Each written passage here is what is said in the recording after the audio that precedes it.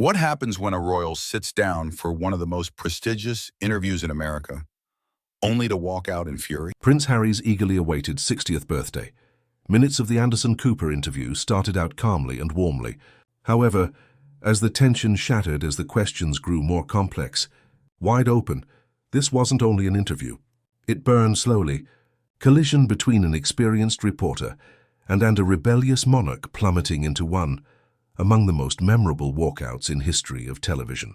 The space was serene, subtle and personal, similar to each 60-inch configuration. No big stage, no two chairs, a studio audience and a coffee table, as well as the distinct silence of genuine journalism. Anderson Cooper extended a cordial greeting to Prince Harry, his hand while grinning respectfully. "Harry, thank you for being here," Anderson started, using a tone that conveyed both gravity and friendliness. Harry gave a nod. His posture relaxed abruptly, although with a particular rigidity that suggested the storm beneath. "Well, I guess I have to explain myself to the world, thus here I am," Anderson said with a small laugh, returning the moment to relaxation. "That's what makes talks like this allows people to hear straight from you." The initial moments took place seamlessly. Anderson inquired about Harry's American life, his endeavors, the change from royal to private responsibilities endeavors, as well as the difficulties of rearing a family not under the shadow of the crown. However, Harry's responses already carried a more pointed edge than anticipated. "America has been bearable," he remarked, "laced with conceit. Here, at least, I don't have to submit to antiquated customs or act as though my family gets me. It's freeing to live somewhere at last, where I'm treated as unique, not merely a spare component of a system." Anderson unfazed, he shifted in his chair. He had interviewed generals, presidents, and celebrities are being attacked. Pride and ego were familiar to him. He leaned forward a little. "However, isn't there also coziness in custom? A feeling of stability, maybe?" Harry grinned. "For whom is it comfortable? For those seated regarding golden thrones, tradition is merely a nicer wallpaper for the cage. My household clings to it since it conceals the cracks." The ruin's tension changed just a tiny bit. Anderson observed the abrupt outburst of rebellion in Harry's eyes, but his own voice remained composed, steady. "That's a fascinating method of placing it. Millions of people still respect the monarchy, viewing it as an emblem of solidarity and fortitude. What do you tell them?" Harry's response arrived quick and contemptuous. "I claim that they're enamored with a fairy tale. They don't observe the equipment behind it, the manipulation, the repression, the command. They commemorate the crown, but whoever bleeds for it doesn't matter to them." Anderson paused briefly. His journalists have keen intuition. He was identified the early indicators of escalation. However, a portion of his job was to allow the truth to reveal itself, even if it grows awkward. He moved softly to a distinct viewpoint. "Let's discuss family," he murmured. "You've said regarding Meghan and your kids with profound feeling earlier. How is being a husband going? And dad away from the establishment?" Harry grinned, but his jaw tensed. "Slightly. Being a spouse and father is just the way it ought to be, my. Moreover, to be honest, the media has no right to, neither does the monarchy, analyze it. I keep what's mine safe. That exceeds they've ever done for me." Anderson gave a nod, but didn't overlook the haughtiness. "However, when you give a speech in public, whether in films, interviews, or your book, you invite inquiries. You feel that there is a conflict between requesting privacy while sharing personal information on your own terms." Harry's irritation flared in his eyes. "That argument is out of date. Privacy doesn't imply quiet. Control is what it means. I choose what the world should be aware of, not the opposite way around. If individuals are unable to understand that, then it's not worth dealing with them." There was no denying the change. Now, what began as a fascinating interview was leaning in the direction of conflict. But Anderson didn't lose his cool, even grinning a little. It's definitely one way to phrase it. A few that sound selective, I suppose." Harry reclined on his seat and crossed his arms. "Selective? No, it's known as liberty. Something that you, an American, ought to comprehend more than most." Like a challenge, words lingered in the air. The opening's warmth had vanished and was replaced with a cold tightness that caused even the calmest creaks of the sound of the set is loud. Anderson delivered a sluggish nod, writing something on his pad, even if his expression didn't change. However, he understood deep inside that this was no typical interview. It was a powder, Harry had the match in his hand. The room seemed deceptively quiet. Crew members rolled cameras silently. Hardly had the courage to breathe, and the two men sat in the center, one with experience in the journalism, the other smoldering defiantly. Now the tension was observable, similar to heat rising off asphalt.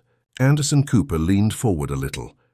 His tone remained calm and measured, yet his questions that were sufficiently sharpened to pierce Harry's shiny armor.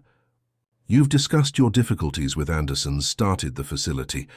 However, I wish to inquire about something more in-depth. Your Princess Diana, her mother, became a worldwide symbol. Not just due of her position, however, due to the way she bonded with individuals. Do you think you're carrying her heritage?" Harry's lips briefly squeezed in a thin line together. The query struck a raw nerve, and the reply was brief and quick. "A legacy is a word that the media adores. You placed my mom there. You destroyed her on pedestals, and then you want me to bear that burden, like I should be wearing a crown. Thankful for. I'm not my mom's replacement, and I will not permit anyone to use." Anderson nodded, using her name to gauge me, slowly maintaining his poise. "Fair point, but a lot of people think you're still her sense of autonomy, of questioning custom. Isn't that something you accept?" Harry scoffed, reclining on his chair and folding arms. "You all wish to transform me into a symbol, since it improves headlines. I'm not a candle here, in the wind for the nostalgia of anyone. The memory of my mother is mine. Family, not to the general public and not to journalists attempting to fabricate a narrative." The statements were scathing, almost accusing. Anderson took them in without his decades of experience made him wince. Supporting him. "All right," softly Anderson murmured. "Then let's turn around. Megan, you two have discussed the challenges in detail you've encountered. Some detractors contend that your union dragged you farther away from. How do you react to that, your family?" Harry's irritation flared in his eyes. "Are you referring to the same individuals who I've never met?" this columnist. From behind workstations, acting as though they comprehend the meaning of marriage, Megan kept me out of a stifling institution. She set me free rather than dragging me away. A person is blind if they are unable to see that. However, Anderson's voice remained steady. Now there was no denying Harry's animosity. "However, when you say that she saved you, doesn't that mean that without her wouldn't you still be stuck? Grant her a nearly exclusive authority over your choices." Harry shuddered and grinned. The singular power number on his head is referred to as a partnership. Most journalists like you are incapable of understanding because you're so preoccupied with analyzing other ties between people rather than living your own. It was a direct sting, but Anderson continued to be a professional mask, declining to retaliate. He scribbled a second note and turned once more. "You've also been transparent about bringing up your kids in America. How is here? Fatherhood is different than it could be. Have you returned to the United Kingdom?" Harry let out a breath, sharply as if the query itself bored him. "It's easy. This is my kids grow up to be typical. They're not props for photographers. They're not pawns in a game of royal chess. And in contrast to their own country, their father keeps them safe." Anderson cocked his head. "You don't think your family would have kept them safe?" Harry's voice was nearly derisive. "Shielded them? The monarchy doesn't even defend its own heirs, not to mention the alleged spares kids. My kids would have been offerings on the altar of custom. That is not a family. Exploitation is what that is." Anderson sighed slightly. His patience tested but unharmed.